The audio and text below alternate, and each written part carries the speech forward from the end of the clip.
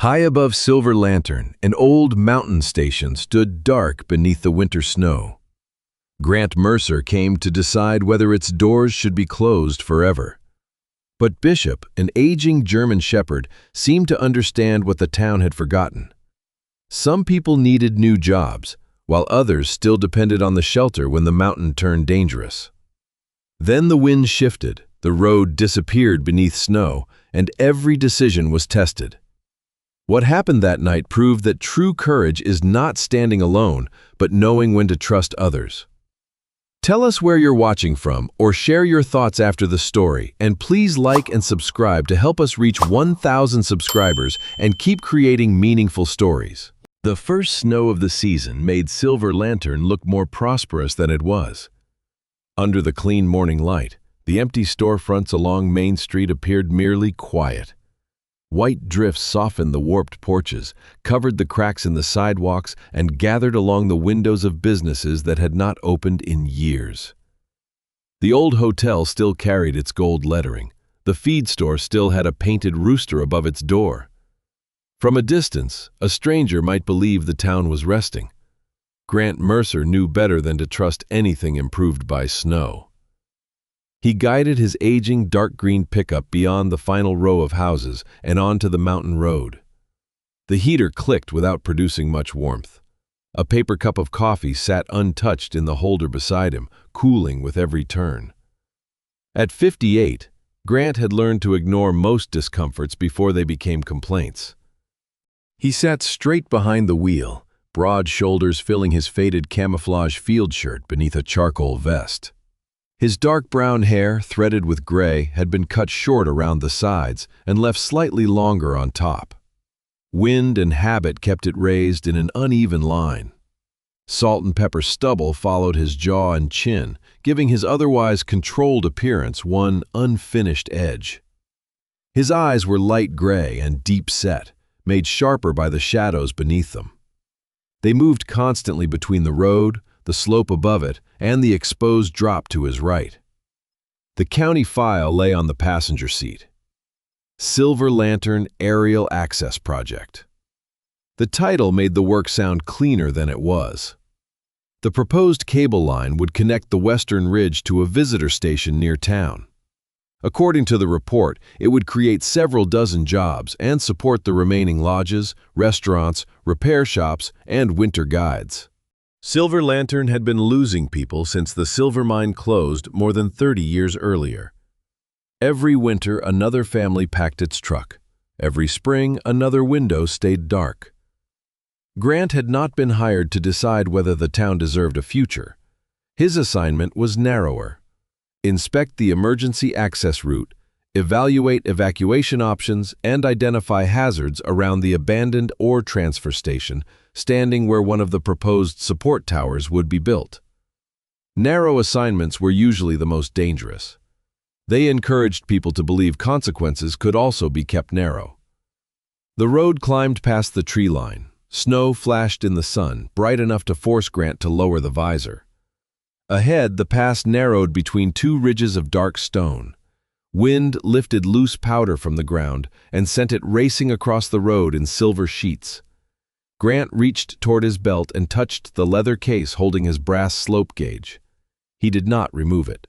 The brief contact was enough. The instrument had belonged to a mountain guide who once told him that a map could describe a slope without knowing its mood. Grant had been younger then, more certain, and far less willing to listen. He eased the truck around another bend. The ore transfer station appeared against the mountainside as if the rock had grown a building and later regretted it. Its oldest section was a low stone structure pressed into the slope, built from blocks darkened by a century of weather. A wooden addition extended from its western side, taller and less stable-looking, with a roof bowed beneath the snow. Rusted tracks disappeared into a drift behind it. A loading platform leaned toward the valley. Above the main entrance hung an old brass signal lantern, its glass clouded and its metal dulled to the color of dried honey.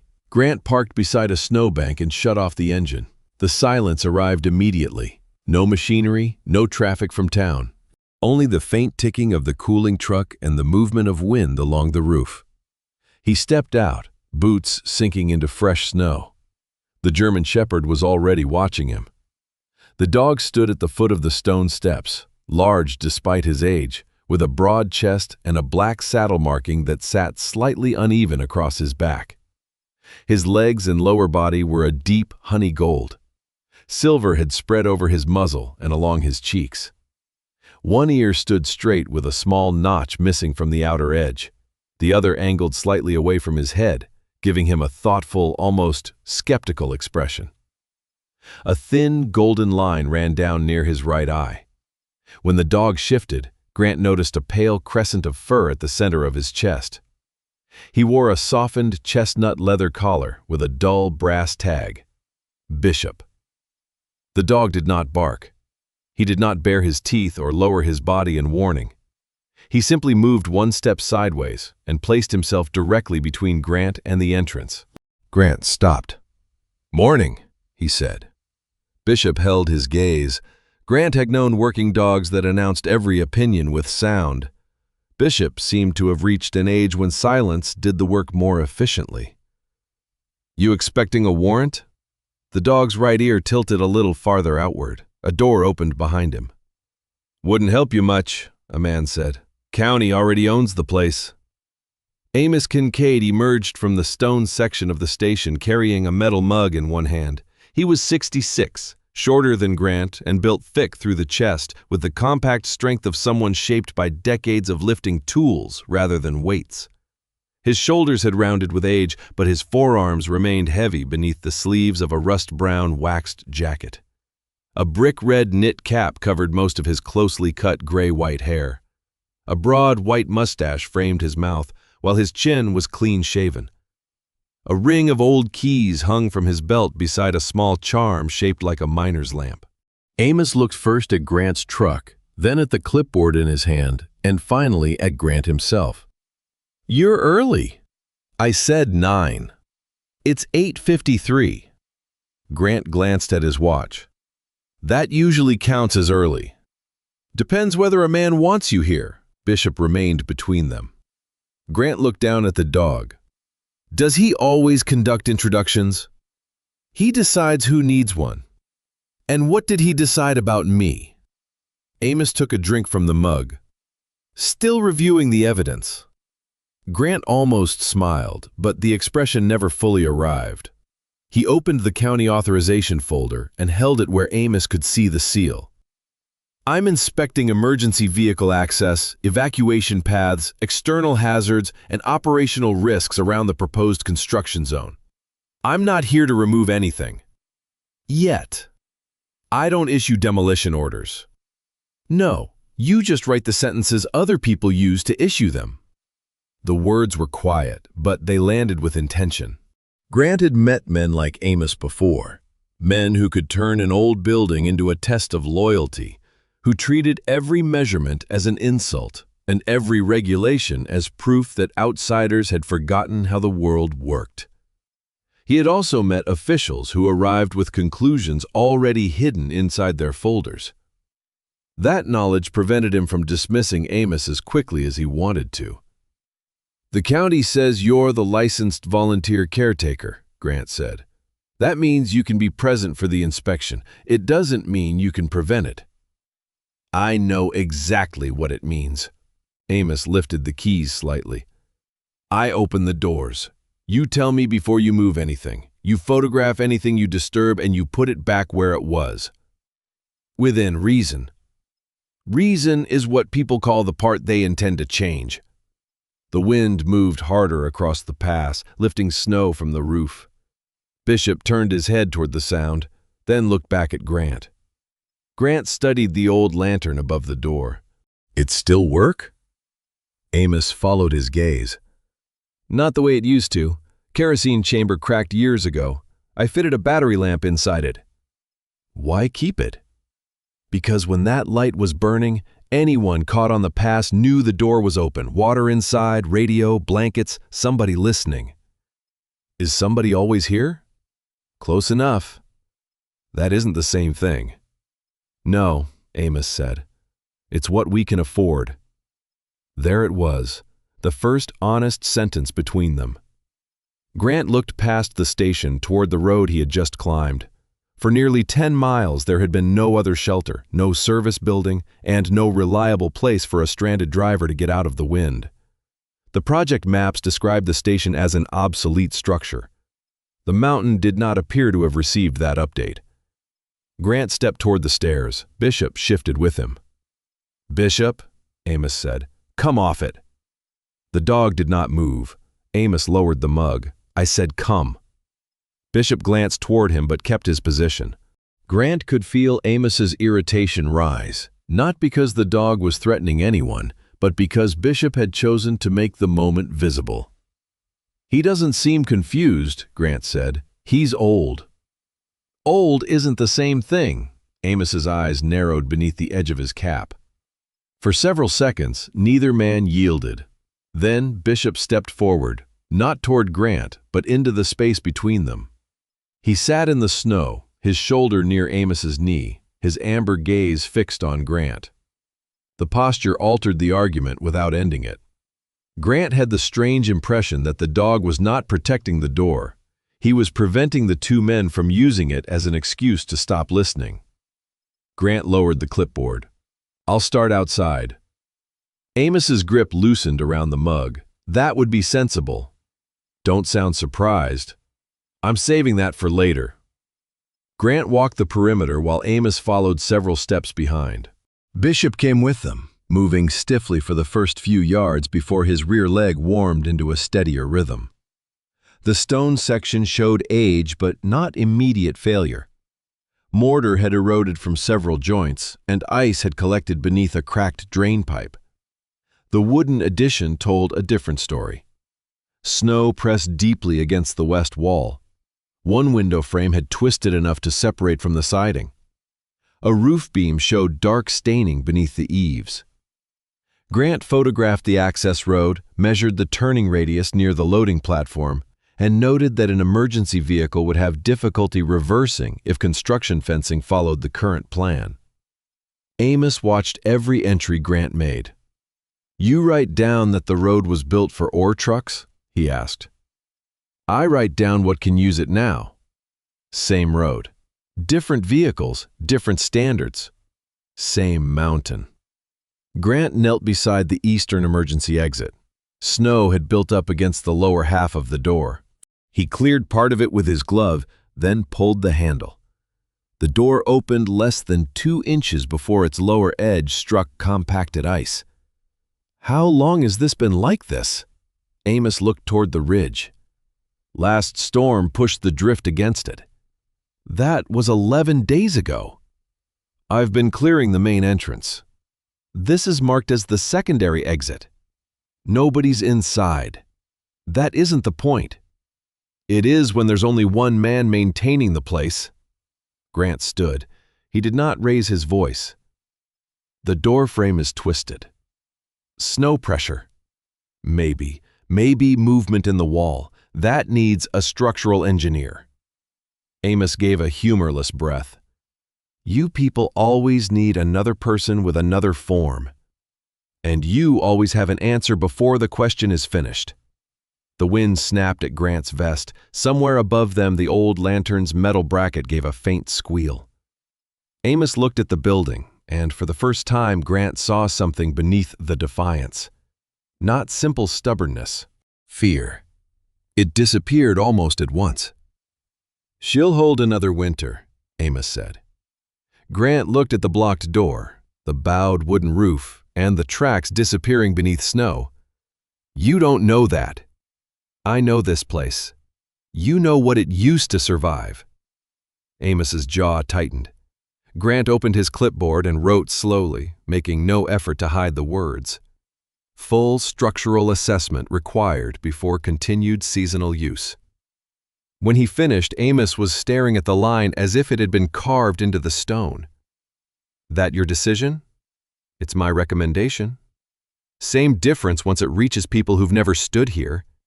Grant closed the folder. "No, a recommendation can be challenged. A collapsed roof can't." He expected anger. Amos only turned away. Bishop remained beside the emergency exit, nose lowered near the packed snow. Then he crossed to Amos and leaned the weight of one shoulder against the older man's leg. Amos rested a hand on the dog's neck. The gesture contained no victory, only fatigue. Grant completed the exterior inspection without entering the station. He had seen enough to require a structural engineer, and anything more would be careless without proper support. By late morning, sunlight had moved higher over the ridge. The snow became almost painfully bright. Grant returned to the truck and placed the clipboard on the passenger seat. Amos stood near the entrance beneath the darkened lantern. Bishop waited beside him. Grant started the engine. As the truck rolled forward, Bishop left Amos and followed along the edge of the road. 10 feet. Then 20. Grant slowed, watching through the side mirror. The old dog stopped where the road began to bend downhill. Snow stirred around his legs. For a moment, he stood alone between the station and the departing truck. Then, Bishop turned and walked back to Amos. He took his place at the older man's side, but his head remained angled toward Grant. Grant drove on.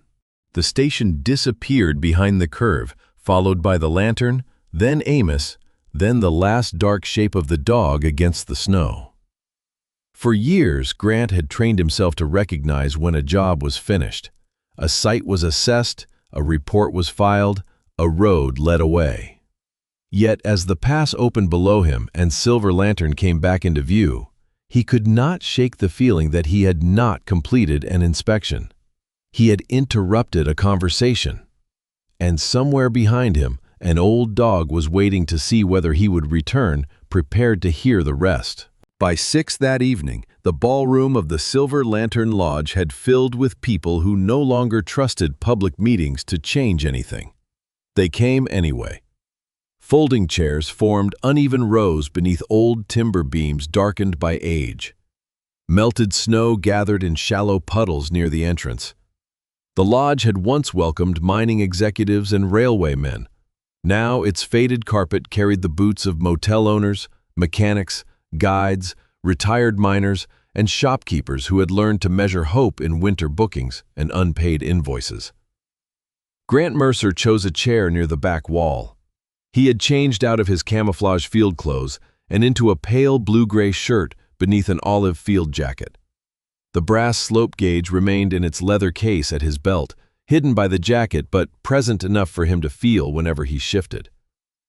On the stage, a large map of the proposed cable line had been pinned to a temporary display board.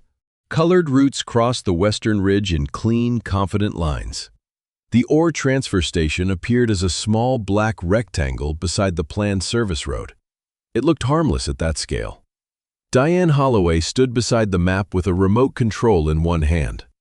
She was 54, tall enough to command the room without a platform, and composed in the deliberate way of someone who had spent years being interrupted by men who mistook patience for permission.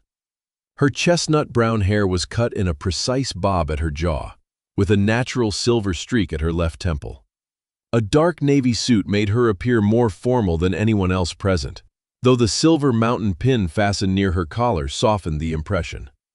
She waited until the last whispered conversation faded. "This project is not a cure for every problem Silver Lantern has," she began. "Anyone promising that is selling something other than transportation." A few people shifted, surprised by the absence of grand language. Diane clicked the remote. The map changed to a list of projected positions. 38 direct seasonal and year-round jobs. Additional work for maintenance contractors, winter guides, shuttle operators, lodging staff, food services, and repair shops. The estimate is conservative. It does not assume a miracle. Grant watched the room more than the screen. Some faces lifted at the numbers, others remained guarded. An older woman in a green wool coat wrote something on the back of an envelope. 2 men near the aisle exchanged a look when Diane mentioned lodging. At the front, Amos Kincaid sat with his arms crossed over his rust-colored jacket. Bishop was not with him. Without the dog between him and the rest of the world, Amos seemed both harder and more exposed. Diane continued. "The funding agreement requires site preparation to begin after the spring thaw. If we miss that window, the investment group has the right to redirect the capital to another county." "What you mean?" Amos said from the front row. is another town willing to tear down whatever gets in the way. Several heads turned. Diane looked at him without irritation. What I mean is that investors do not leave money untouched while we spend another 3 years arguing. The station isn't an argument. No, Diane said. It's a county structure with an unresolved safety status sitting inside a planned construction zone. Grant felt the room tighten. Amos rose slowly. He did not need a microphone. That stone room kept 6 road workers alive in the crosswind storm. It sheltered 2 survey crews before that. When the weather closes the pass, there is nowhere else between town and the ridge. A murmur of agreement moved through the older half of the room. Diane placed the remote on the table. No one is disputing what the station once did. Once? The current inspection found a blocked emergency exit and visible deterioration. Her eyes moved briefly toward Grant. He disliked being used as evidence before his report was complete, even when the words were accurate. Amos noticed. Visible deterioration, he repeated. That means snow against a door and old wood on an old building. It means the county has a duty to determine whether the structure can remain in use. The county discovered duty when a developer found the ridge. A few people applauded, not loudly, but enough. Diane waited until the sound ended. My parents own Holloway Tools on Main Street, she said. Some of you bought your first drills there. Some of you never paid for the last ones. A few uneasy smiles appeared. When the mine closed, my father kept the store open for 4 years. Every month, he said the next season would be better. Every year, another family left. He sold the shelves before he sold the building. Her voice did not soften, but something in it became more personal. I know what we lose when a place changes. I also know what we lose when it doesn't. That changed the room more effectively than anger could have. Grant saw Amos glance toward the boarded windows facing Main Street. For one moment, he looked less like an opponent and more like a man who had heard the same story from another side of the counter. Then a heavy chair scraped against the floor. Franklin Boone stood near the center aisle. At 63, Franklin had the broad torso and rounded middle of a man whose work had once kept him strong and whose retirement had made him comfortable. His square face was weather-reddened, his short gray-blonde hair flattened beneath an olive cap. A neat silver beard covered his chin, while his pale blue eyes held the kind of humor that usually arrived before his words. This time, he was not smiling. I worked that transfer station with Amos, Franklin said. Kept the hoist alive with wire, grease, and language not suitable for this lodge. A few people laughed. Amos did not. I know what the place means, Franklin continued, but my daughter lives 3 counties away because there's no steady work here. My nephew drives 80 miles for a repair job. We keep saying young people should stay, then act offended when they ask what they're supposed to stay for. Amos stared at him. You want them to knock it down? I want us to stop pretending keeping every old wall is the same as keeping the town. The sentence landed harder because it came from someone who had earned the right to remember. Amos sat down without answering. Grant looked at the little black rectangle on the project map. Until that moment, the station had seemed to divide the room into those who cared about history and those who cared about money. Franklin had ruined that convenient division. The argument was not between memory and greed. It was between different kinds of loyalty. The meeting continued for another hour. Residents asked about traffic, taxes, emergency services, construction noise, and whether the cable line would actually operate during high winds. Diane answered what she could and admitted when she could not. Grant was asked twice whether the station was unsafe. Twice he gave the same answer. I have identified operational concerns. A structural engineer must determine the condition of the building itself.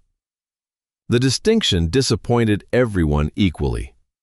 After the meeting, people gathered in small clusters near the lodge entrance. Amos left alone, carrying his coat over one arm. Franklin watched him go, but did not follow. Grant was studying the route map when a woman beside him said, "You stayed in your lane. That's rarer than it should be." He turned. Celia Monroe wore a graphite technical jacket over a silver-gray turtleneck. She was 50, tall and lean, with a long face, a narrow jaw, and dark brown hair cut to her shoulders. A single silver strand fell forward near her right temple. Her eyes were hazel, steady, and unsentimental. A folded metal ruler protruded from her back pocket. "Celia Monroe," she said, "independent structural engineer." "Grant Mercer." "I know."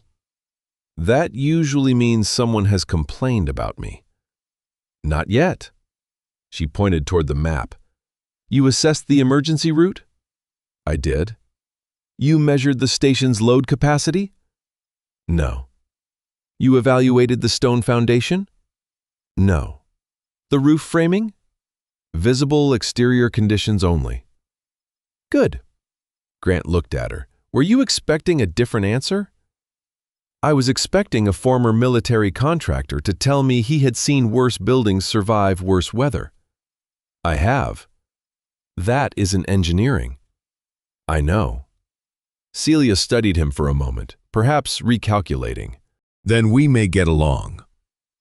That sounded almost threatening. It was meant as optimism. They agreed to begin the full inspection 2 mornings later, provided Amos opened the building and remained available to explain previous repairs. Celia would handle structure and materials. Grant would assess evacuation routes, access, communications, and operational hazards. The division was clear. Grant did not enjoy how relieved that made him feel. The next morning, he drove to Naomi Pierce's veterinary clinic on the edge of town to deliver a copy of the proposed access schedule for Amos. The clinic occupied a renovated feed warehouse with large south-facing windows. Inside, the air smelled of disinfectant, cedar bedding, and coffee strong enough to qualify as equipment. Naomi stood near an examination table with Bishop beside her. She was 51, compact and strong, with warm brown skin, faint freckles across her cheeks, and short, dark curls threaded with silver. Copper-brown rectangular glasses rested low on her nose. She wore dark teal scrubs beneath a gray-cream cardigan, one sleeve pushed above the elbow. Bishop stood on a rubber mat, while Naomi moved one hand carefully along his right hind leg. The old dog looked mildly offended by the entire process. "He's stiff after cold mornings," Naomi said without looking up. "Not helpless. There's a difference people often misunderstand." Grant handed her the envelope. "This is for Amos. He's in the supply room pretending he came for dog food rather than company." From behind a shelving unit, Amos said, "I heard that." "You were supposed to." Naomi finished the examination and helped Bishop step down from the mat using the handle on his olive support harness. Grant noticed the slight pause before the dog placed weight on his right rear leg. Bishop did not whine or resist, he simply adjusted. "He still goes to the station?" Grant asked. "For short visits," Naomi said, "by vehicle, limited walking. No steep climbs, no long searches, no proving anything to anyone." Amos emerged carrying a sack of food. "He knows that mountain better than half the rescue team." "He also has arthritis better than half the rescue team," Naomi replied. Grant glanced at Bishop. "What did he do before retirement?" "Mountain search work," Naomi said. "Lost hikers, stranded drivers, post-storm sweeps. Later, he was trained to help stabilize people in panic. Quiet contact, controlled pressure, staying close without crowding." She gave Grant a direct look. "He is not a symbol. He is not a mascot. And he will not be used to make anyone's public argument more emotional." Amos looked away, which told Grant the warning was not new. Near the far wall, an older maintenance worker sat on a bench waiting for Naomi to examine his injured sheepdog. The man's hands shook as he filled out a form. His breathing had become shallow, though he appeared determined to pretend otherwise. Bishop watched him. Without instruction, the dog crossed the room slowly and lowered himself beside the worker's boots. He placed his silvered muzzle over the man's right shoe. The worker stopped writing. For several seconds, nothing happened. Then his shoulders dropped. His breathing lengthened. He reached down and rested one hand against Bishop's neck. The room continued around them. Phones ringing, a cabinet closing, Naomi speaking quietly to Amos. But the man no longer seemed trapped inside his own nervousness. Grant had expected Bishop's value to be connected to movement, tracking, locating, leading. Instead, the dog's gift appeared to be stillness. Bishop did not bring the frightened man anywhere. He made it possible for the man to remain where he was. 2 mornings later, Grant met Celia and Amos at the station. Celia arrived in a county utility vehicle loaded with instruments, lights, sample containers, and more caution tape than Grant believed any person should own. Amos unlocked the main door with visible reluctance. Bishop stood beside him in his chestnut collar, wearing no working harness. Before Amos inserted the key, he looked up at the brass lantern. "No one removes that." Celia followed his gaze. "I'm assessing the building, not decorating my office." "I mean it." "So do I." Amos looked toward Grant, perhaps expecting support. Grant stepped closer to the entrance. "We're not here to erase the history of the place." Amos's fingers tightened around the key. "We're here to determine which parts of that history are safe enough to keep carrying forward." For once, Amos did not argue. He unlocked the door. The hinges gave a low, reluctant groan as the station opened to the cold morning light. Bishop remained on the threshold, looking first into the dark interior, then back at the 3 people standing behind him. After a moment, he stepped aside. The station changed character depending on which room Grant stood in. Inside the stone core, the air was cold but steady. The walls were thick enough to swallow the wind, and the floor remained level despite a century of frost working against the mountain. Morning light entered through 2 narrow windows and rested in pale rectangles across the old benches. The wooden addition felt different. It answered every gust with a creak.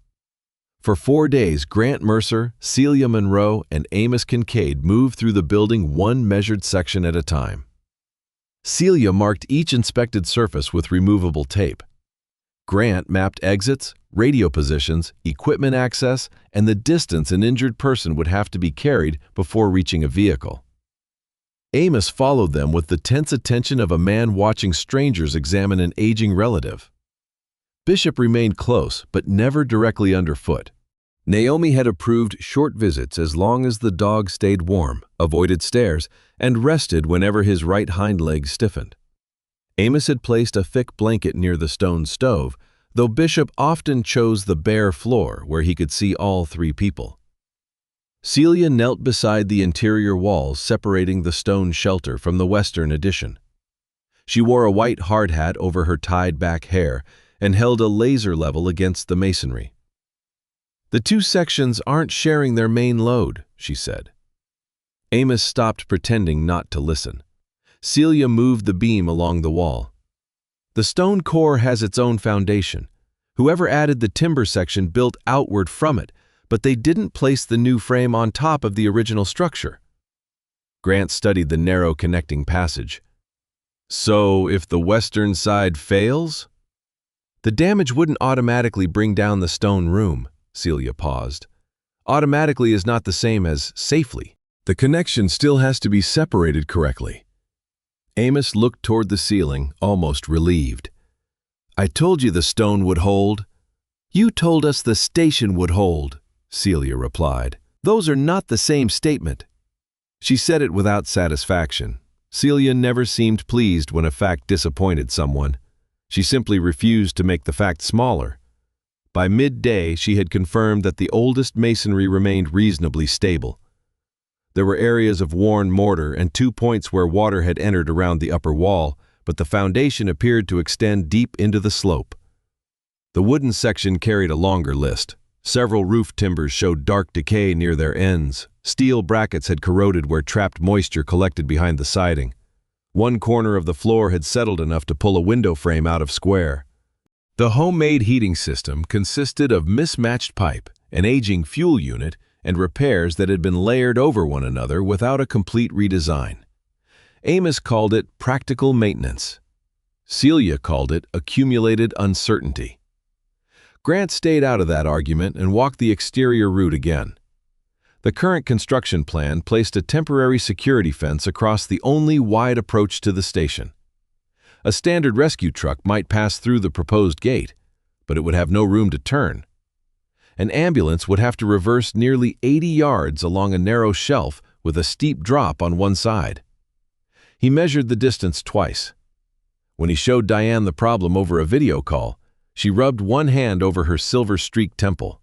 The fence line is preliminary, so move it before preliminary becomes purchased. The tower contractor needs a secure equipment zone. Then give them one that doesn't block emergency access. Diane looked as though she wanted to remind him how many permits and budgets sat behind a simple line on a map. Instead, she said, "Send me the dimensions." Grant did. He was beginning to understand that the station did not contain one argument. It contained several arguments stacked together, each with its own version of truth. The project plan treated the building as an obstacle because part of it was unsafe. Amos treated it as indispensable because part of it still worked. Neither description was false. Neither was complete. On the third afternoon, Celia asked for the maintenance records. Amos brought out 2 metal boxes from a cabinet in the stone room. The first held inspection sheets, equipment logs, and county correspondence arranged by year. The second contained handwritten notes, supply receipts, and weather reports Amos had kept for himself. Grant sat at an old table beneath the dead signal lamp's control switch and worked through the official files. Most of the paperwork was ordinary. Battery replacements, radio tests, door repairs, requests for new blankets, repeated warnings that county funding had been reduced. Then he found a 5-year-old safety certificate. The document stated that the western roof had received structural repairs following an inspection. It listed reinforced joints, replacement flashing, and corrective work on the lower support posts. The station had been approved for temporary seasonal operation, provided annual checks continued. The signature at the bottom belonged to Amos Kincaid. Grant read it once, then again. Across the room, Celia was photographing a corroded bracket. "Celia!" She came to the table, removed one glove, and read the certificate. Her expression did not change immediately. "Where are the invoices?" "Not in this box." "Material receipts?" "Nothing matching the work described." Celia examined the pages attached to the certificate. "This roof does not show evidence of the repairs listed here." Amos stood near the stove, refilling Bishop's water bowl. His back remained turned. Grant lowered his voice. "Could the work have failed since then?" "Some of it, yes. Not all of it without leaving evidence." Celia pointed to one line. "These brackets were supposedly replaced. They weren't. The original fasteners are still in place." Grant looked toward Amos. The older man set the bowl down carefully. Bishop drank, apparently unaware that the atmosphere in the room had shifted. Grant could have asked the question then. He did not. An accusation made too early became a wall. Grant wanted to know whether Amos had built one already, or whether he was still deciding where to stand. For the rest of the afternoon, Grant watched him. Amos answered questions about weather damage, but avoided entering the western passage. When Bishop wandered toward it, Amos called him back sooner than necessary. Twice, he redirected Celia toward the stone room when she asked about repairs near the stairs. The behavior was subtle enough to explain away.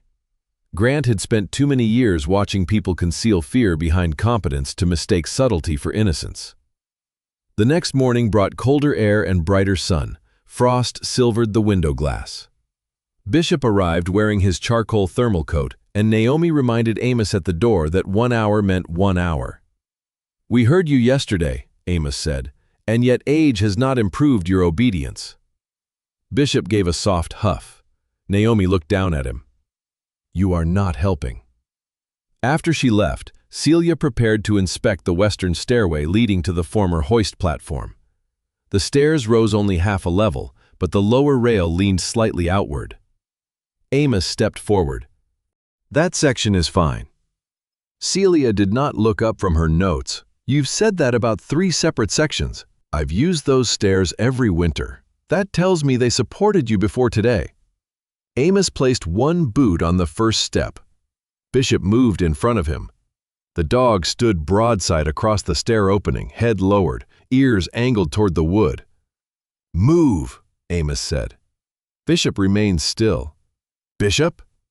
The dog glanced at him, then returned his attention to the stairs.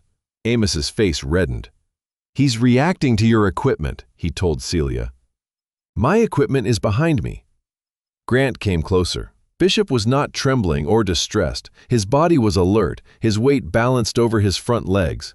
The dog's gaze stayed fixed on the lower rail. Amos reached for his collar. "Enough!" Bishop stepped back just far enough to avoid the hand, then blocked the stairs again. The refusal embarrassed Amos more than open disobedience would have. Bishop had spent years working beside him. Their understanding had become part command, part habit, part companionship. Now the dog was quietly rejecting Amos's certainty in front of witnesses. "It held me last week," Amos said.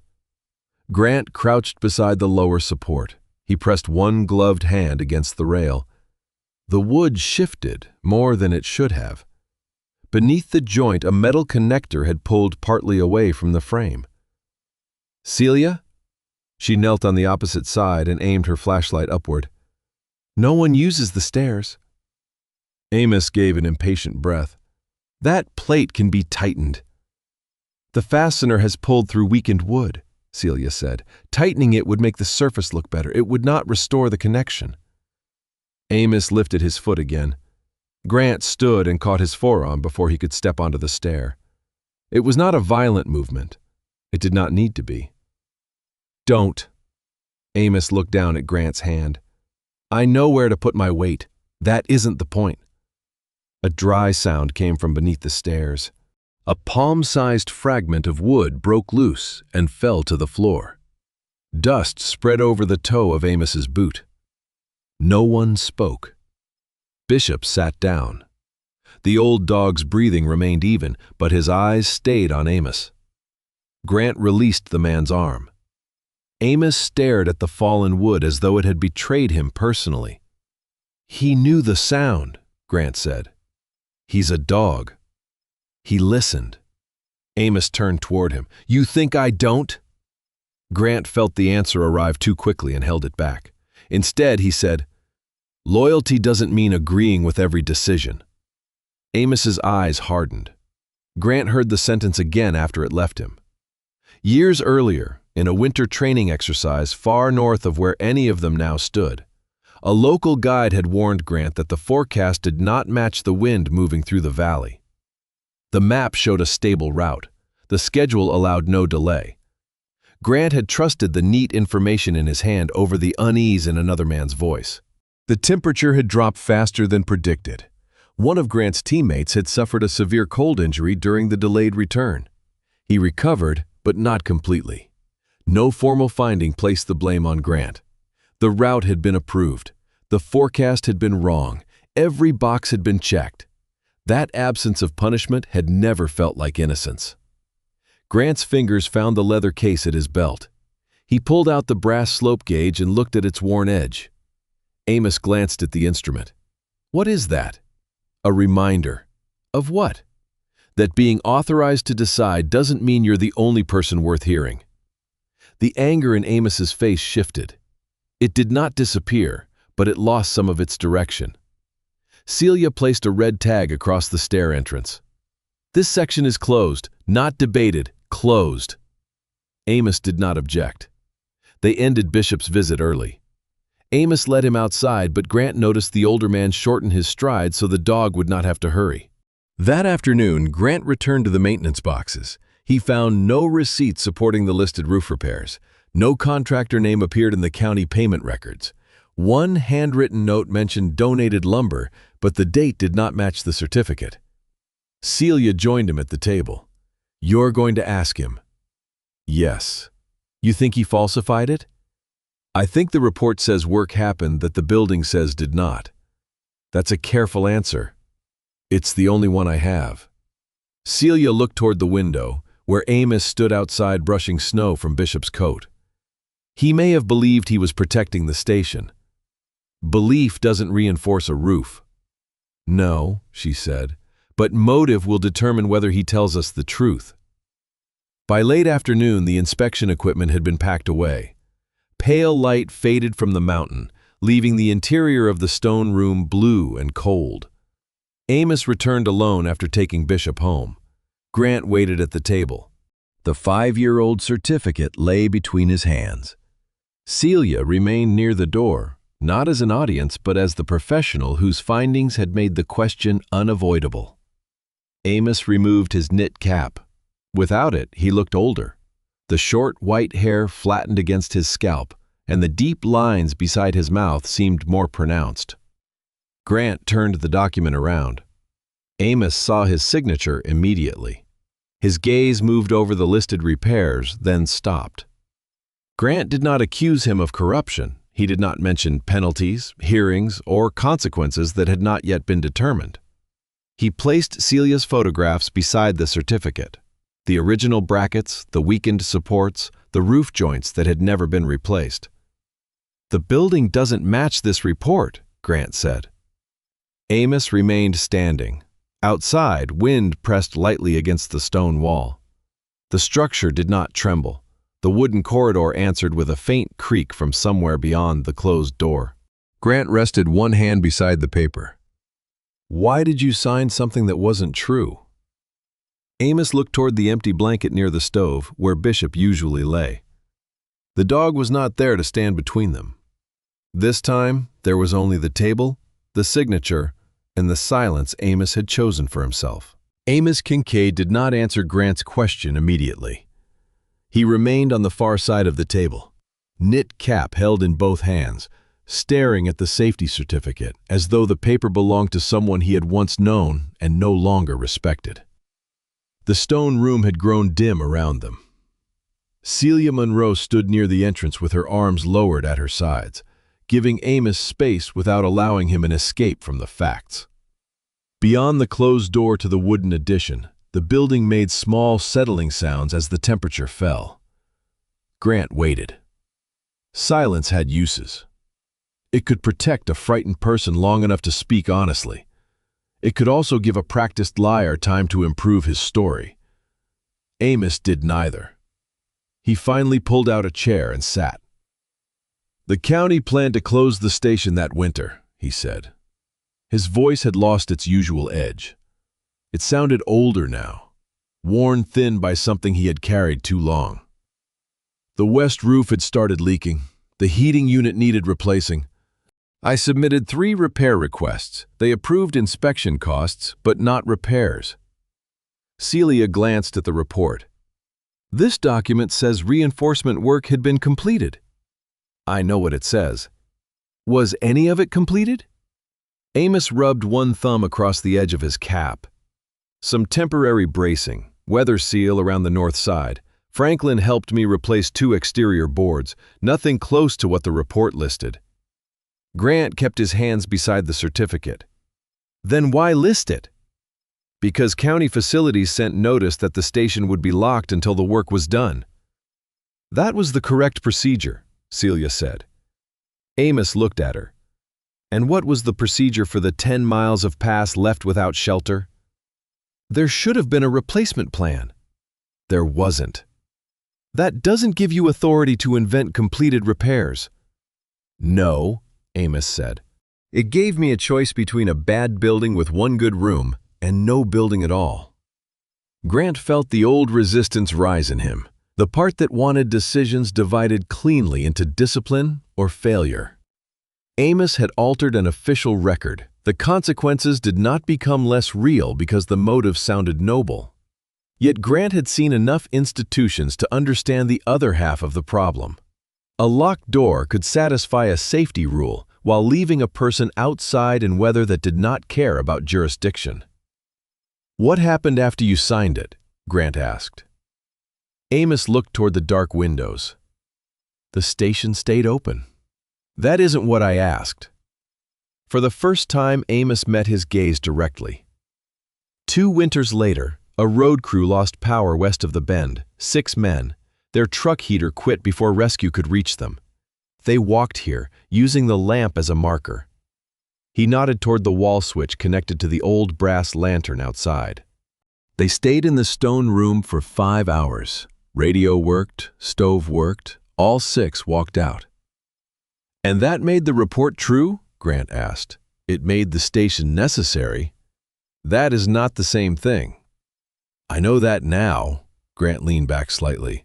"No, you knew it then. That is why you changed the wording instead of signing your name under the actual condition." Amos's jaw tightened. Celia remained quiet, but Grant could sense her agreement in the stillness. Amos set the cap on the table. "You think people sitting in offices would have left the stone room open while they debated the roof?"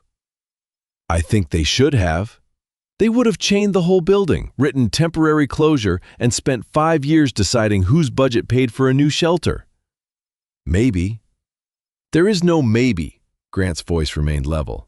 "You made yourself the only person allowed to decide which risk the public should carry." Amos pushed his chair back.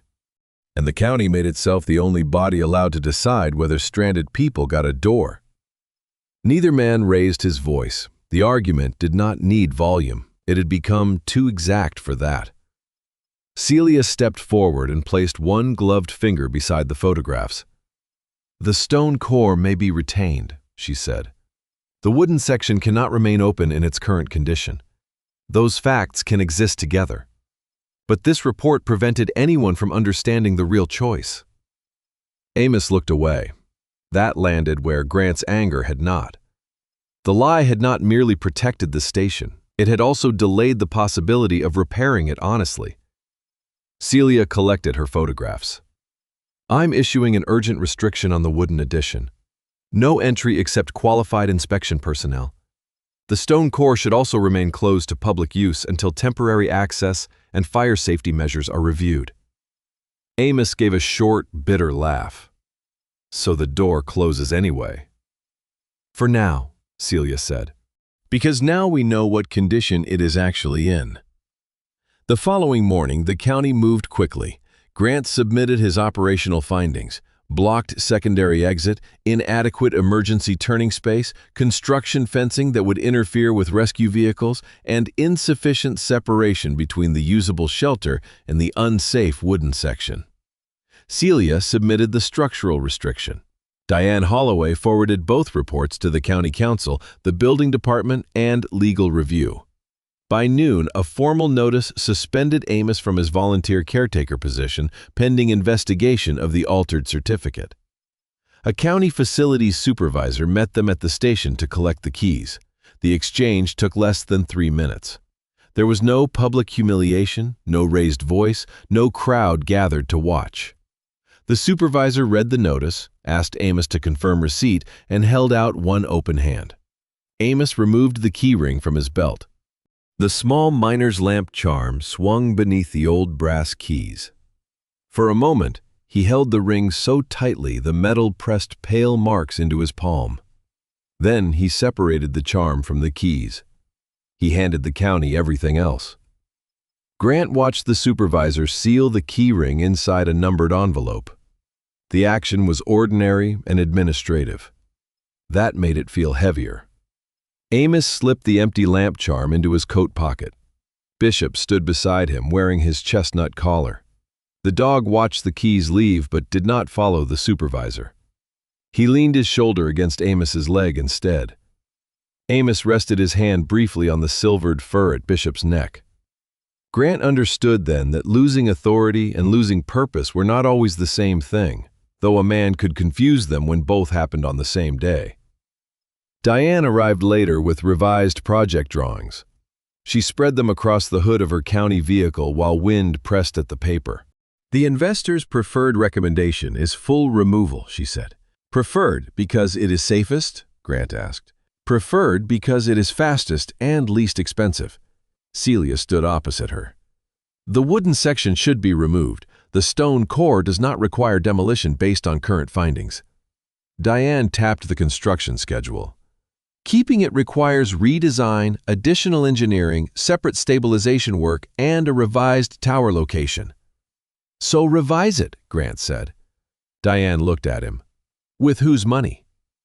Grant had no answer ready. That was the difference between identifying a problem and owning a solution. Grant was skilled at the first because it allowed distance.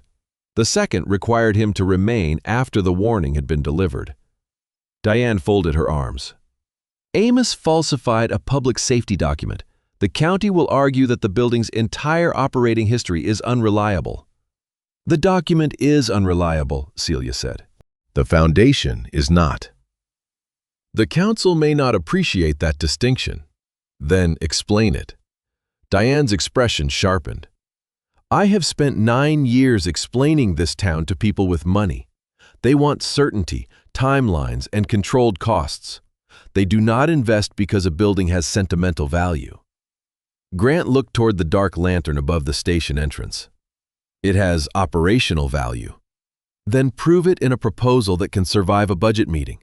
She gathered the plans and left. The challenge remained after the vehicle disappeared down the pass. Grant could not defend Amos's actions. He could not ask Diane to risk the entire project on an argument built from memory.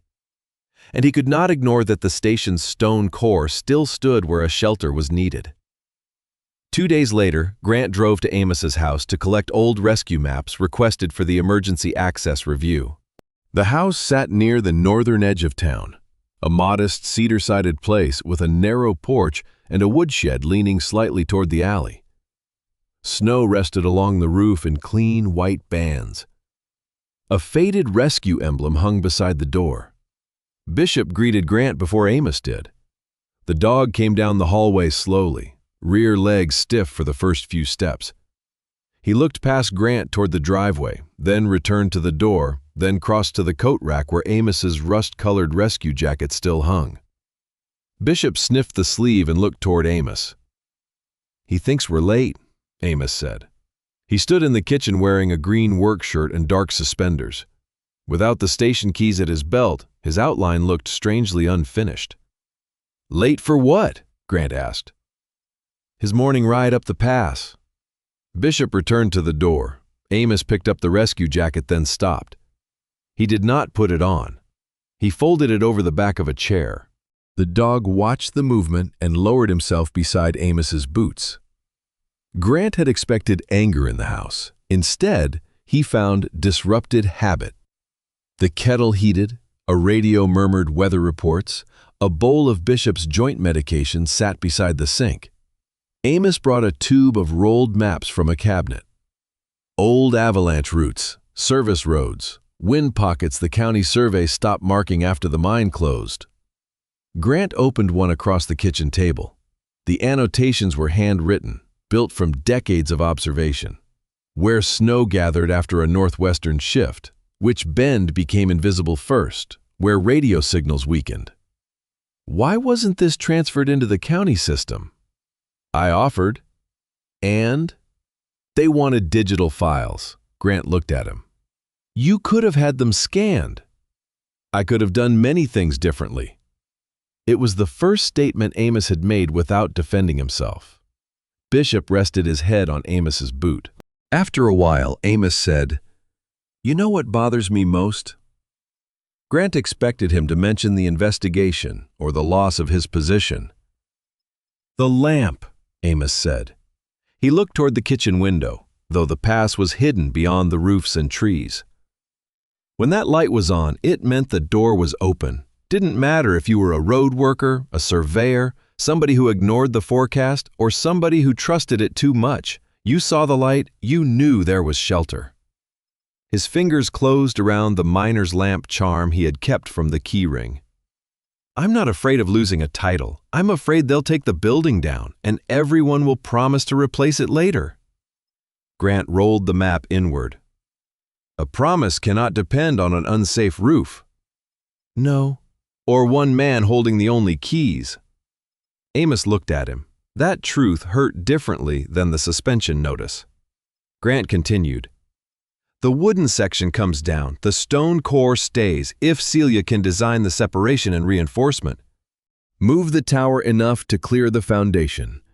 Build a new rescue station around the usable section. Widen the emergency approach. Keep the lantern as the signal. Amos did not respond at first. You've been thinking about this. I've been trying not to. Why? Because identifying the problem was my assignment. And fixing it would make it what? Grant looked at Bishop.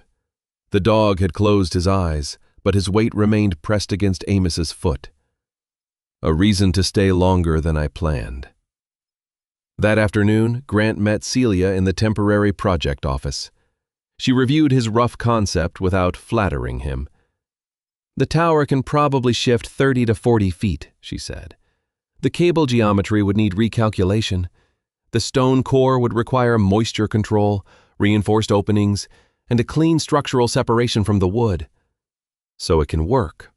I said probably. What would make it impossible? Cost, permitting, investor resistance, soil conditions at the new tower position. Several things we have not measured.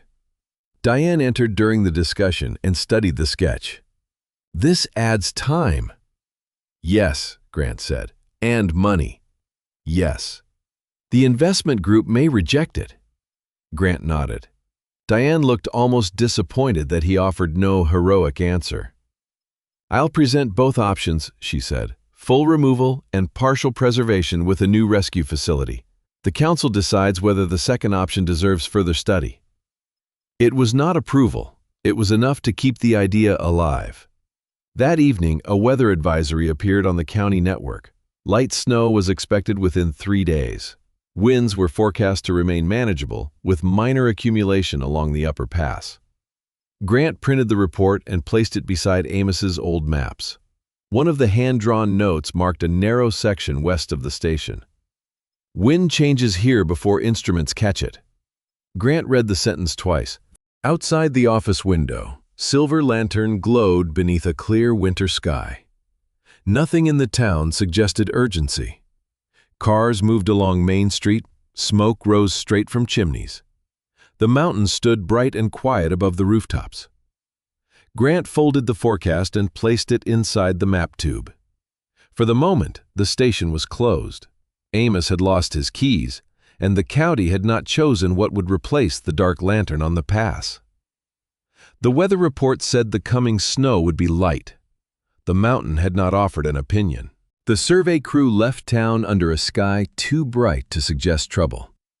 By 8 in the morning, 3 technicians had loaded their equipment into a tracked utility vehicle and begun climbing towards Silver Lantern Pass. Their assignment was limited: mark the revised service road, confirm the proposed tower position, and collect ground measurements before the county closed the western section of the site completely.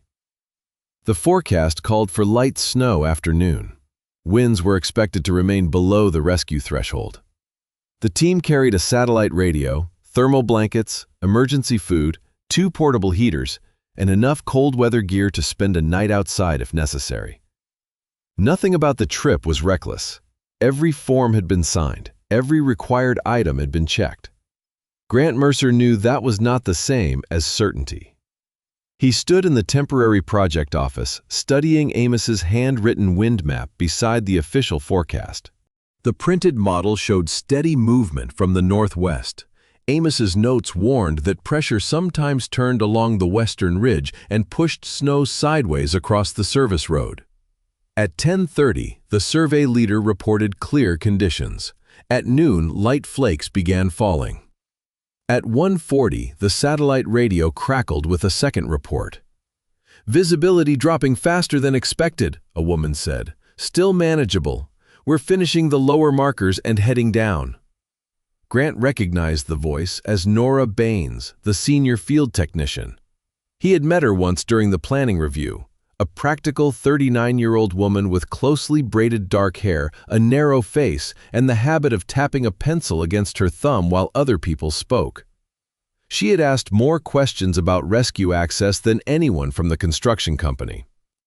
At 2:15, the wind changed. It did not build gradually. It arrived from the side of the ridge in a hard, sustained sweep, lifting loose snow and driving it across the road in dense white sheets. The third radio message came broken by static. "Tree across the lower bend. Vehicle can't pass. We're moving to the stone shelter." Grant was already reaching for his coat. The county rescue bay came alive without panic. Equipment doors opened. Engines started. Ropes, medical packs, shovels, and portable lights moved into vehicles under practiced hands. Mallory Keene stood at the center of the motion. At 48, Mallory had the compact, balanced build of someone who trusted her footing more than speed. Copper-dark hair was braided tightly beneath a white helmet marked by a single green stripe. Her brick-red rescue jacket remained open while she checked the latest route report, and a radio rested high on her left shoulder. She did not shout. People listened anyway. "Survey crew is inside the stone core," she said. 3 adults, all responsive. 1 vehicle disabled by access blockage, not mechanical failure. Satellite communication is intermittent but active. She turned to Grant. "Road?" "Lower bend may be impassable. The old maintenance cut approaches from the east, but the final grade is steeper." "Snow loading?" "Worse on the western edge. If the wind holds this direction, the service road will keep filling." Mallory looked toward Celia Monroe, who had arrived carrying a hard case of plans. "Safe section of the station?" "Stone core only," Celia said. "No one enters the western addition. The connecting door stays closed." Amos stood several feet away in a forest green sweater beneath an old orange rescue coat. The command patches had been removed. He had no radio at his shoulder and no keys at his belt. "I know the eastern cut," he said. "There's a drainage dip halfway up. It will look solid under fresh snow, but it won't support the heavier truck." Mallory studied him for a moment. "You are going as terrain advisor. You do not direct personnel, enter restricted sections, or alter the route without my approval." Amos nodded. The absence of argument made Grant look at him twice. Naomi Pierce arrived with Bishop in the back of her clinic vehicle. The German Shepherd wore a charcoal thermal coat and an olive support harness with a handle over his back. Bishop stepped down carefully, his right hind leg stiff until Naomi steadied him. "No," Naomi said before anyone asked. Amos moved toward the dog. "He can stay with you." That was the plan. A rescue siren sounded briefly as one of the vehicles repositioned. Bishop's head lifted. Amos climbed into the lead truck. Bishop followed as far as the leash allowed, then braced his front feet against the packed snow. He did not bark or pull wildly. He simply refused to turn away from the vehicle. Naomi shortened the leash and crouched beside him. "You are retired," she said quietly. Bishop kept his amber eyes on Amos. Grant watched Naomi assess the situation rather than surrender to it. She checked the dog's breathing, touched his hind leg, then looked at Mallory. "He can ride. He stays in the heated shelter once we arrive. No climbing, no search work, no unnecessary movement." Mallory considered the available space. "You remain responsible for him." "Always." Bishop was lifted into the rear compartment using the harness handle. The decision was practical, not sentimental.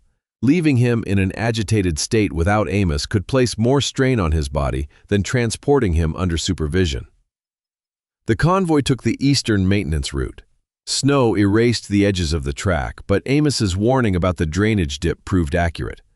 Mallory stopped the heavier vehicle before the hidden depression and sent a lighter tracked unit ahead to test the surface. Grant gave no orders outside his role. He measured slope, watched the wind carry snow across exposed areas, and advised where vehicles could wait without becoming trapped. Mallory made the decisions. Celia monitored the station reports. Amos identified landmarks half buried beneath white drifts. Responsibility moved among them instead of settling on one pair of shoulders. They reached the station shortly before dusk. The old brass lantern above the entrance remained dark, but a survey light shone through the narrow stone window. Inside, the three technicians had done everything correctly. They had closed the connecting door to the wooden addition, activated one portable heater, laid insulation beneath their feet, and rationed the backup batteries. Nora sat against the far wall with a blanket around her shoulders. She was conscious and answering questions, but her hands trembled. The stone room had grown crowded with gear and bodies, and each gust made the outer door vibrate in its frame. Mallory knelt in front of her. Any dizziness? No. Numbness? Fingers, a little. Mallory checked her skin temperature and circulation. Mild cold stress. We're warming you slowly. I'm fine. People who are fine rarely say it that quickly. Nora tried to smile, but another hard gust struck the building. The door shuddered. Her breath shortened. Grant saw the change before she spoke. Nora's gaze fixed on the narrow windows.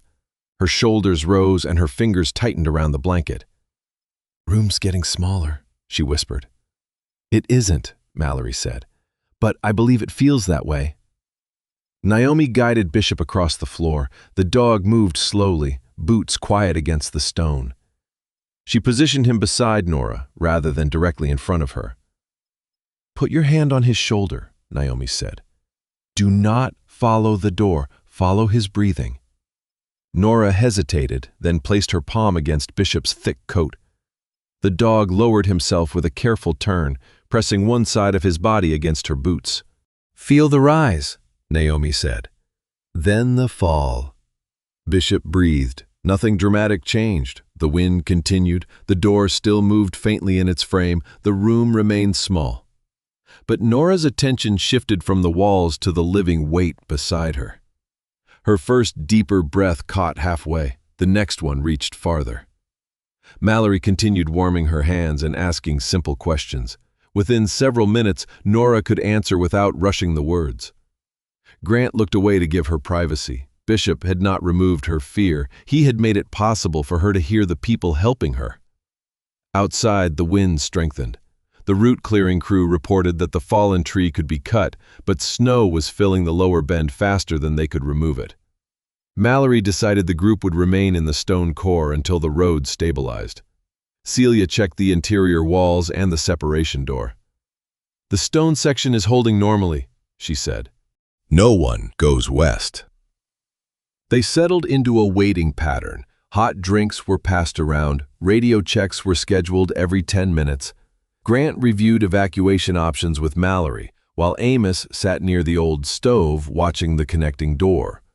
For nearly an hour, no one spoke about the wooden addition. Then Amos stood.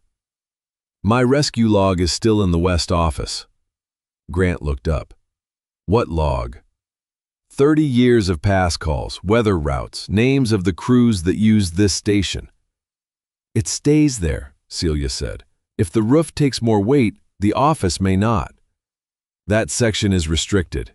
Amos picked up his gloves. "It will take 2 minutes." Mallory stepped into his path. "You are not entering that side." "You may need the route records." "We have your maps." "The log has details the maps don't." Grant understood what Amos was really saying.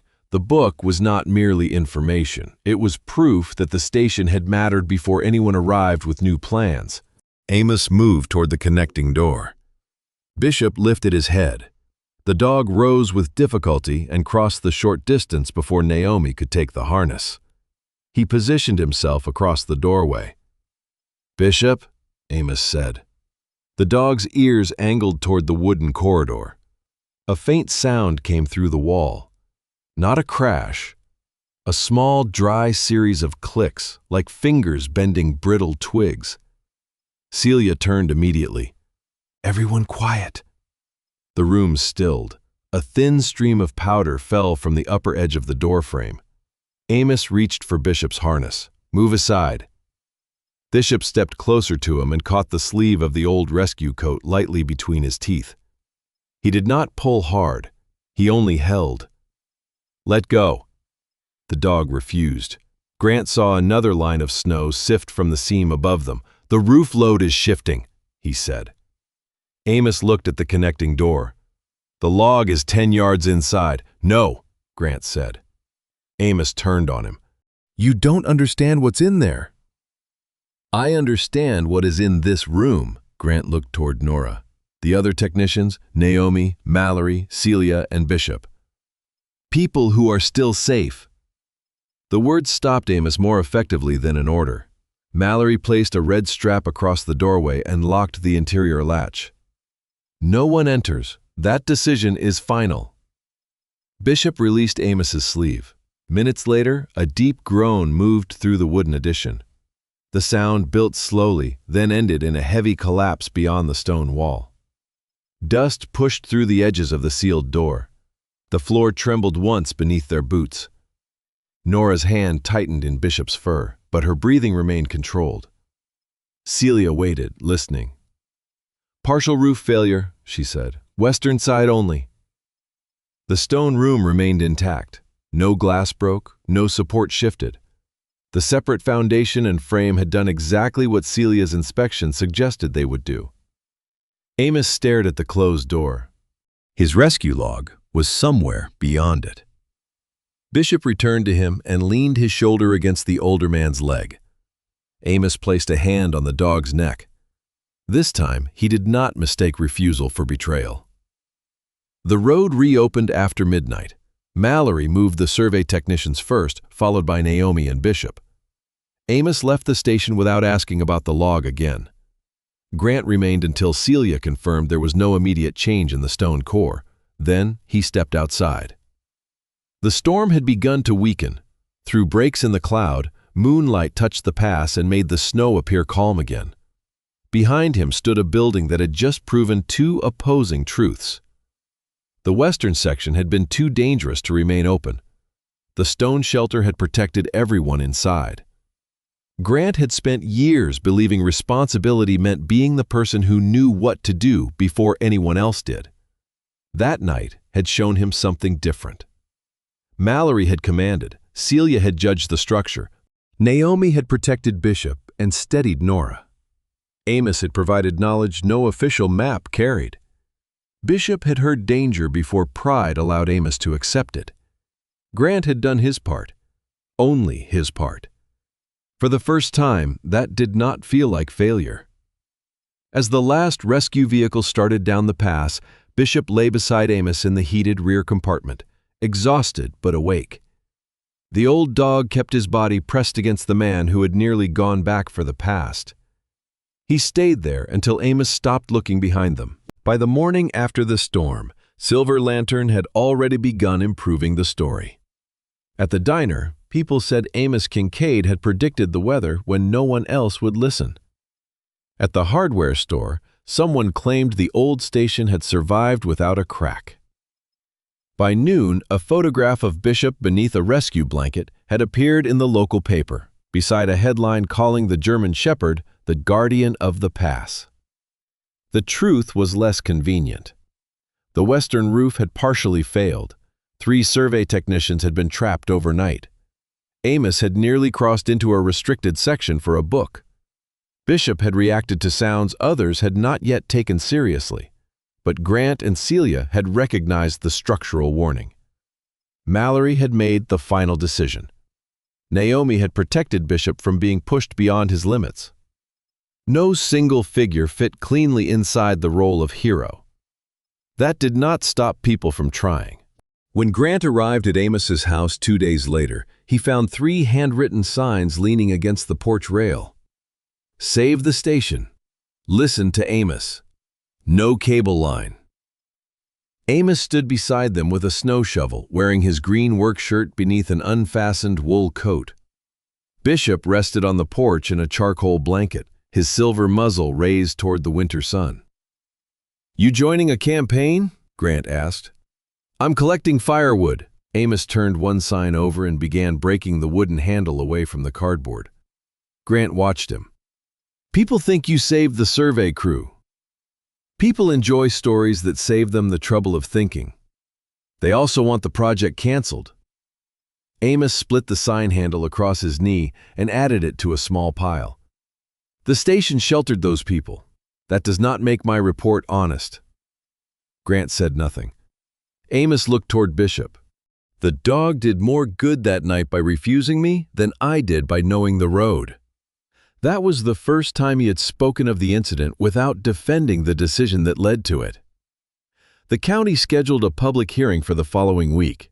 Unlike the earlier project meeting, this session would be part of the official record.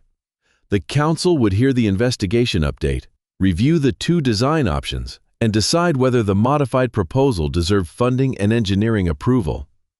For 6 days, Grant's temporary office became a place where arguments were translated into measurements. Celia developed a structural separation plan for the stone core.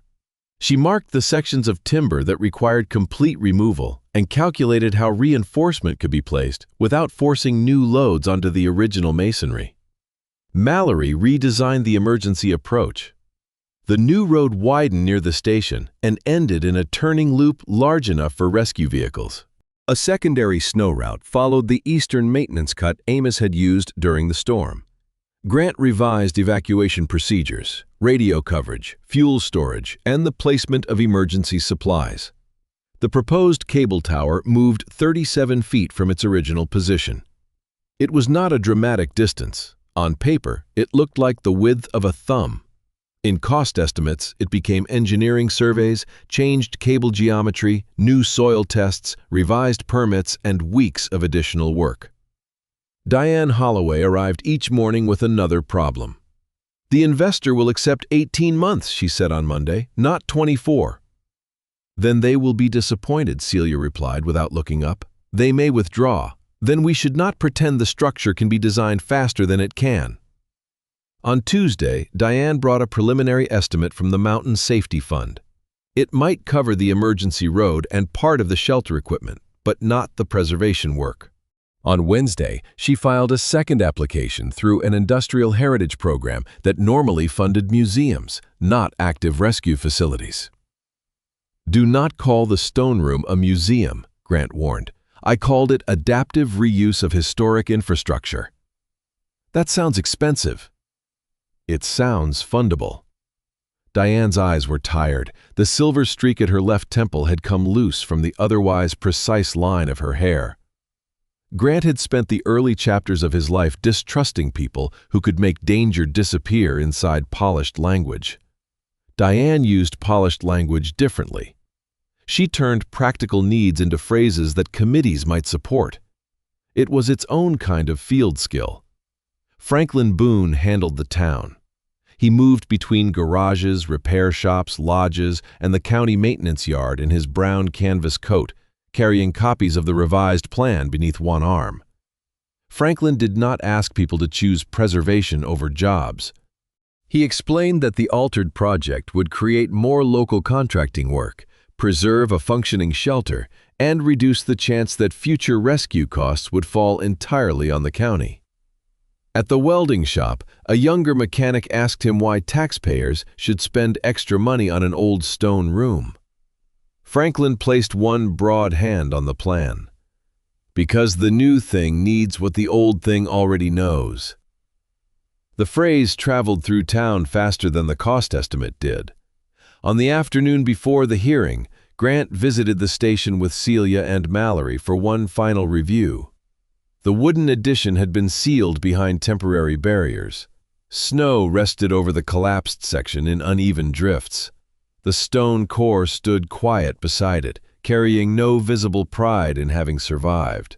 The brass lantern remained dark above the entrance. Celia pointed toward the planned separation line. "We remove the connecting corridor first, stabilize the masonry opening. Then the timber section comes down in controlled stages." Mallory studied the access road below. "The turn loop needs another 8 feet on the inside." "That cuts into the proposed equipment area," Grant said. "Then the equipment area moves." Grant looked toward her. A year earlier, he might have defended the dimensions he had already approved. Instead, he marked the change. Mallory noticed, but did not praise him. Good professionals rarely celebrated one another for doing what the work required. The public hearing filled the county hall beyond capacity. People stood along the side walls and gathered in the corridor. The room lacked the old lodge's warmth. Fluorescent lights flattened every face, and microphones waited on the tables like small instruments of consequence. Council Chair Evelyn Hart, a 61-year-old former accountant with cropped silver hair and narrow red-framed glasses, called the session to order. Her voice was calm enough to make the crowd lower theirs. The investigation summary came first. Amos sat in the front row with Bishop at his feet. The dog wore only his chestnut collar and remained close to Amos's boots. Naomi sat beside them. When Evelyn invited Amos to speak, he walked to the microphone without his old rescue coat. He wore a plain blue work shirt and dark suspenders. The empty miner's lamp charm remained in his pocket, hidden from everyone but Grant. Amos unfolded a prepared statement. Then he looked at it and set it aside. 5 years ago, I changed a safety report, he said. The county planned to close the station without providing another shelter. I believed the stone room needed to stay available, and I believed waiting for permission would leave people exposed. The room remained still. The station did help people afterward. It helped 6 road workers. It helped the survey crew last week. Several heads nodded. Amos raised one hand. That does not make the report honest. The nodding stopped. I decided by myself which dangers other people should accept. I told myself experience gave me that right. It did not. He looked toward the council. I should not regain authority to sign safety documents. I will cooperate with the review. I will answer for what I changed. Someone in the back called, "You saved that station!" Amos turned toward the voice. "No," he said. "I kept a door open and hid the condition of the hinges. Those are not the same thing." The sentence moved through the room like a change in pressure. Grant saw Diane lower her eyes to the documents in front of her. Amos continued. "Do not cancel the cable project to make me into a symbol. Silver Lantern needs work. It also needs shelter on that pass. If we can afford only one because we refuse to design responsibly, then we are asking the wrong question." He returned to his seat. Bishop lifted his head as Amos approached, then settled again when the older man sat down. Diane spoke next. The questions directed at her were sharper. Why had she pushed for full demolition? Had the investor's deadline mattered more than public safety? Had she used Amos's false report to dismiss the entire station? Diane did not hide behind the project team. I believed removing the building was the cleanest solution, she said. I treated the station as an obstacle inside a development plan instead of asking what safety function the new project would need to replace. A council member asked whether she still believed the cable line should proceed. Yes. Murmurs rose. Diane waited. If we abandon every project the moment it becomes complicated, the town will continue shrinking. But development does not earn the right to ignore the systems that keep people safe. The revised plan costs more because the first plan asked the mountain to accept our convenience. Grant had not expected that phrase from her. Neither, judging by her expression, had Diane. Celia presented the engineering plan without sentiment. The stone core could be retained. The wooden addition could not. The tower shift was feasible pending soil confirmation. The total schedule would likely extend to 22 months. Mallory followed with the rescue plan, explaining the turning loop, secondary access, communications upgrades, and the requirement for shared control of the facility. No single caretaker will hold exclusive access, she said. Entry, maintenance, and emergency operations will be documented through the rescue command system. Then Nora Baines approached the microphone. She wore a dark green sweater and carried no notes. Her close braids were tied at the back of her neck, and a faint, bruise-colored weariness remained beneath her eyes. I have worked in tunnels, lift stations, and equipment rooms, she said. I know how to manage tight spaces. That night, I could not. She glanced toward Bishop. The The dog did not sense my soul. He did not perform a miracle. He lay against my boots while trained people treated me. His breathing gave me something simple to follow when I could not follow my own. Naomi's expression softened, though only slightly. Nora continued, I support the revised project because the stone shelter worked, the wooden section failed, and the rescue team worked because no one person tried to do every job. That was the clearest testimony of the evening. The council recessed for 40 minutes. During the wait, Grant stood in the corridor near a vending machine that hummed louder than the crowd. Bishop approached with Amos and lowered himself carefully between the two men. His head rested across the toe of Grant's boot. The rest of his body remained pressed against Amos's leg. Amos looked down at him. He has poor respect for personal boundaries. He learned from you. Amos almost smiled. Then he looked toward the closed council doors. They may still reject it. They may. You staying if they approve?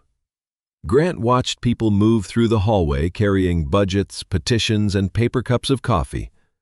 I haven't decided. Amos nodded, as though he had expected that answer.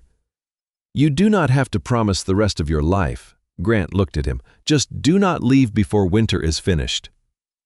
The council returned shortly before 10. The revised plan passed by a narrow vote. Approval came with conditions: independent engineering review, quarterly public reporting, environmental and soil confirmation, shared rescue oversight, and a funding threshold that had to be met before construction began. The cable line survived. The original schedule did not. Work would take approximately 2 years. No one cheered immediately. The decision was too complicated for triumph. Then Franklin began clapping from the back row. Others joined, some reluctantly, some with relief. Diane closed her eyes for 1 second before gathering her papers. Celia was already writing down the conditions. Mallory checked the time. Amos remained seated. Grant felt no victory, only the weight of work that now had permission to begin. The council chair approached him after the room started to empty. The rescue district wants a seasonal safety coordinator, Evelyn said. 1 winter, trial appointment, operational planning, access reviews, and interagency coordination. Grant looked toward Mallory. She approves? She suggested your name. That surprised him more than the offer. I need time. You have 3 days. Outside, snow had begun falling lightly over the courthouse steps. Amos waited beneath the street lamp with Bishop. The old dog's black and gold coat caught the light as small flakes settled along his back. Grant joined them. 1 winter, Amos said. You listening through doors now? Small town. Bishop leaned against Grant's leg. Grant looked toward the ridge beyond Main Street. The pass was hidden in darkness, but he could picture the station there. The failed roof, the stone walls, the dark lantern waiting for another purpose. Staying still frightened him more than most storms. It meant becoming part of the structure other people expected to hold. Grant lowered one hand to Bishop's shoulder. 1 winter, he said. Amos did not thank him. Bishop closed his eyes. The 3 of them stood beneath the street lamp as the snow came down, not as a hero, a forgiven man, and a loyal dog, but as 3 lives sharing the weight of a decision none of them could carry alone. 18 months changed the station without erasing it. From the lower road, Lantern Pass Safety Station no longer resembled the abandoned ore transfer building Grant Mercer had first seen beneath the early winter sun. The leaning wooden addition was gone. In its place stood a clean structure of pale timber, dark steel, and broad reinforced windows designed to catch daylight without surrendering heat. Yet the original stone room remained. Its century-old walls formed the center of the new building, still pressed into the mountainside as if they had grown there. The worn blocks had been cleaned but not polished. Old tool marks remained visible beneath the new lighting. Celia Monroe had insisted that no decorative panel should hide the places where the structure showed its age. A repaired thing should be allowed to admit it was repaired, she had said. Grant understood the principle better now than he would have 18 months earlier. The cable line was still under construction on the far slope. 2 towers stood complete, while the upper station remained wrapped in scaffolding. Delays in soil testing and revised permits had pushed the opening into the following winter. Silver Lantern had not become prosperous overnight. 2 shops on Main Street had reopened. A small equipment rental company had moved into the former feed store. The old hotel had repaired its roof, but still kept half its rooms closed during the week. Progress had arrived in pieces too small for newspaper headlines. Grant preferred it that way. He parked beside the new emergency turning loop shortly after sunrise. His dark green truck had acquired another crack in the dashboard and a county access sticker in the corner of the windshield. He had completed his trial season as safety coordinator 3 months earlier. The county offered him a permanent position. Grant had not accepted. He had not declined either. Instead, he rented a cedar-sided house above the valley and signed a contract for 1 additional winter. The house contained more furniture than when he moved in, though most of it had been chosen for practical reasons. A second coffee mug sat in the cabinet for visitors. A dog bed rested near the stove, even though Bishop did not live there. For Grant, these were not signs of permanence. They were evidence that leaving had stopped being the only plan. He stepped out wearing an olive field jacket over a charcoal sweater. His brass slope gauge remained in the leather case at his belt, worn smooth from use. Above the station entrance hung the original signal lantern. The copper casing had been cleaned only enough to remove corrosion that threatened the metal. Its surface remained dark and weathered. Inside, the cracked fuel chamber had been replaced with an electric system connected to the main power supply, a battery bank, and an emergency generator. The light could now remain visible through wind, snow, or a power failure. A young electrician tested it from a control panel near the entrance. The lantern flickered once, then went dark again. "Ceremony mode," the electrician explained. Grant looked at him. "It means someone important wants to turn it on later." "Electricity responds better without an audience." The electrician smiled uncertainly and returned to his wires. Inside, the station was already active. Mallory Keene directed a morning drill in the equipment bay. Her brick-red rescue jacket hung open over a navy fleece, and the green stripe on her white helmet remained visible above the volunteers gathered around her. "No one moves an injured person because the room feels crowded," she told them. "The safest route is not always the fastest route. Check the second exit before you need it." The lesson was familiar, but the building around it was not. The new secondary exit opened directly onto a cleared eastern path. Emergency supplies were stored in labeled cabinets instead of old metal trunks. Radios charged from 2 independent systems. The heating unit had a sealed fuel line and an automated alarm. There were 4 authorized key cards locked inside a monitored cabinet, with additional access held by the rescue district. No single person could close the building alone. No single person was required to keep it open. Celia stood in the original stone room, inspecting a moisture sensor installed near the north wall. Her dark hair was tied low, the silver strand near her right temple catching the light from the new windows. "Reading is stable," she said when Grant entered. "You checked it yesterday." "And it remained stable because I checked it yesterday." Grant looked at the reinforced opening where the wooden corridor had once begun. The stone had been carefully framed in dark steel. A small plaque described the original structure, but the opening itself remained visible. Celia followed his gaze. The old building did not need to disappear for the new one, to be honest. "You rehearsing that for the ceremony?" "No, ceremonies encourage unnecessary adjectives." Grant almost smiled. In the adjoining recovery room, Naomi Pierce arranged folded blankets beneath a low shelf. The room contained no cages or medical equipment beyond a basic first aid cabinet. It was designed for rescued people who needed warmth, quiet, and time before returning to town. Bishop lay on a thick mat near the window. At 11.5, he carried more silver across his muzzle than he had the winter before. The muscles around his hind legs had thinned slightly, and he now wore an olive support harness even on short visits. His amber eyes remained steady. Naomi looked up from the blankets. He has 20 minutes in the public room, then he rests in the office. I did not ask. You were about to. Bishop lifted his head at the sound of Grant's voice. Grant crossed the room and crouched beside him. The dog pressed his muzzle briefly against Grant's forearm, then looked toward the entrance. Amos not here yet? He is outside telling the new rescue coordinator how people used to survive before printed checklists. That should help. It is helping Amos. Bishop rose carefully. Grant placed one hand on the support handle, though the dog managed the first steps himself. They walked together into the main hall. Amos Kincaid stood near a large terrain map mounted beneath glass. He no longer wore the old rescue coat.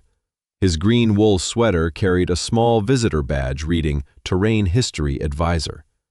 The title had been chosen after 3 committee meetings and 1 argument Amos claimed not to remember starting. He had not regained his former authority. The county investigation concluded that he had intentionally altered the safety report. He was permanently barred from approving facility conditions or signing operational documents. Some people in town still defended him without qualification. Others still did not trust him. Amos accepted both reactions more quietly than Grant expected. His work now involved teaching rescue crews how wind moved across the older service routes, explaining former mining cuts and reviewing historical weather logs under Mallory's supervision. He contributed knowledge without controlling the decision that followed it. It was not forgiveness. It was a place where responsibility could continue after punishment. Bishop crossed the room and leaned against Amos's leg. Amos rested a hand behind the dog's notched ear. He stayed at your house last night, he said to Grant. Your furnace was being serviced. He eat? Eventually. You put his medication in cheese? He refused the first 2 pieces. You used the wrong cheese, Grant looked at him. He is a dog. Bishop turned his head toward Grant, visibly unconvinced. Amos's mouth moved beneath his white mustache. The smile was brief but genuine. Outside, vehicles began climbing the pass. The opening ceremony was smaller than Diane Holloway had originally planned. Weather remained clear, but the upper parking area could safely hold only a limited number of cars. Residents arrived in shuttle vans from town. Construction workers stood beside shop owners, rescue volunteers, county staff, and several retired miners who had once worked inside the original station. Franklin Boone brought a thermos large enough to supply half the crowd and complained that the county coffee had been designed by people hostile to human dignity. Nora Baines arrived with 2 members of her survey team. She paused before entering the stone room. Grant saw the hesitation but did not approach. Nora placed one hand against the doorframe, breathed once, then stepped inside under her own control. Bishop watched from the recovery room entrance but remained where Naomi had asked him to stay. Nora saw him and smiled. Neither of them needed to repeat the night they had already survived. Diane stood near the outdoor control panel, reviewing a schedule with Evelyn Hart. Her navy coat was buttoned high against the cold, and the silver mountain pin remained fixed near her collar. The revised project had cost her months of negotiations. She had persuaded the investors to accept delays, secured partial funding from 2 public programs, and added a requirement to every future development proposal in the district. No economic benefit presentation would be accepted without an emergency access and rescue impact plan. Diane had not become less ambitious. She had become more precise about what ambition was allowed to overlook. When Grant joined her, she handed him the latest construction update. Upper Cable Station is 6 weeks behind. Only 6? I am choosing optimism today. That seems irresponsible. It is ceremonial optimism, different classification. Across the road, sunlight moved over the unfinished towers. Diane lowered her voice. The permanent coordinator position is still open. I know. Mallory is tired of pretending she has not asked me whether you decided. I signed through March. That was not the question. Grant folded the update. Diane did not press further. She had learned that forcing a decision from Grant usually made him defend the exit rather than consider the room. The ceremony began shortly before noon. Evelyn Hart welcomed the crowd and described the project in the careful language of public records. Celia spoke briefly about the retained stone core. Mallory explained the station's rescue function. Naomi thanked the donors who had funded the retired working dog program. The program did not turn old dogs into attractions. It provided veterinary care, support equipment, and controlled opportunities for retired search dogs to assist in quiet recovery settings when their health allowed. Participation depended on the animal, not the event schedule. Bishop would never work another mountain search. No one asked him to. At last, Evelyn invited Amos forward. The control panel stood beneath the old lantern. A single protected switch would activate the signal system. Amos looked at it. Then he looked at the people gathered behind him. "This used to be my job," he said. The crowd grew quiet. "I thought that meant it was my responsibility." He rested his hand near the switch, but did not touch it. "I was wrong about the difference." Amos called Diane first, then Celia, Mallory, Naomi, and Grant. They stood together in front of the panel, slightly crowded and uncertain where to place their hands. No photographer had arranged them. No one looked particularly heroic. Amos positioned Bishop beside him. The old dog appeared more interested in a patch of sunlight on the snow. "Ready?" Evelyn asked. Amos shook his head. "Not if I do it alone."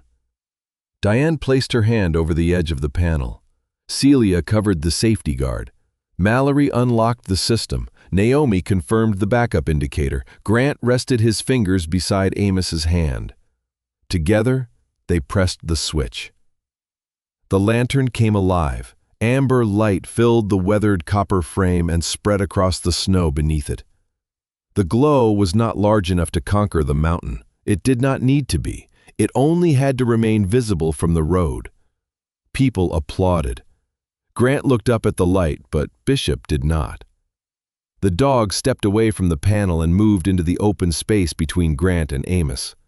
He turned once, lowered himself carefully, and settled with his shoulder against Amos's boot and his silver muzzle resting across Grant's shoe. Grant looked down. For a long time he had assumed loyalty required a choice. One person over another. One mission over another. Staying or leaving. Past or future. Bishop had never treated it that way. The dog had not asked Grant to replace Amos. He had simply made room for another person inside the circle of care. That was harder than choosing. It required no one to own the center. The crowd moved indoors for coffee and food. The unfinished cable towers remained visible through the new windows. Work crews would return the next morning. Permits still needed signatures. Snow would close roads again. Equipment would fail. People would make decisions that looked correct until the mountain tested them. Silver Lantern's future was not secure. Amos had not regained everyone's trust. Grant had not decided what he would do after March. None of that dimmed the lantern. By evening, the public had gone home. The station settled into its first official night of service. Grant stood in the stone room reviewing the shift log. Amos sat on an old bench that had been restored and placed against the original wall. Bishop lay on the floor between them. Outside, snow covered the road in a thin, even layer. The new lantern burned steadily above the entrance, powered by a system no single person controlled. Amos looked toward the window. "Different light," he said. "Same purpose," Amos nodded. After a while, Grant closed the logbook. He had once believed protecting something meant carrying it alone until his strength failed or the work ended. Amos had believed it meant keeping the key. They had both been wrong. Loyalty was not possession. Responsibility was not a test of how much one man could endure without help. Sometimes it was a building designed with more than one exit. Sometimes it was a decision written where others could question it. Sometimes it was an old dog resting between two men, trusting neither of them to stand alone. The wind moved across Lantern Pass. Inside the station, no one reached for the door. Above them, the light remained on. Sometimes doing the right thing does not make us look like heroes. It may require us to admit we were wrong, listen to someone else, and let others help carry the weight. The lantern on Silver Lantern Pass burned again because no one person claimed it as their victory. In our own lives, hope often begins the same way, not through one great miracle, but through small acts of honesty, courage, and shared responsibility. What part of this story stayed with you? Share your thoughts in the comments and subscribe for more stories of loyalty, second chances, and quiet strength. May God give you wisdom for the choices ahead and people who will stand beside you when the road grows difficult.